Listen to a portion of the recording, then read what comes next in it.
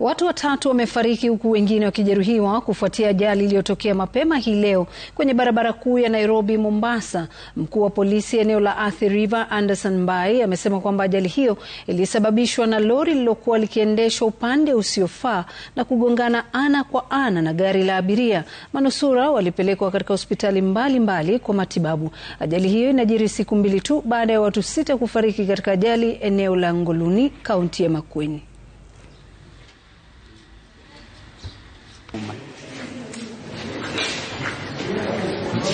Huyu brother yangu ako na uzoefu wa miaka 20. Hata haijai kongwa. Kwa hivyo anaonekana alikuwa kwa laini yake. Na ameacha watoto na bibi. Kwa hivyo naomba serikali isaidie.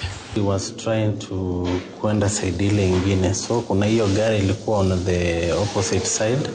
Yenye ilikuwa on our line. So hiyo roli ndio ilikuja na head collision with the bus yenye tulikuwa ndani yake.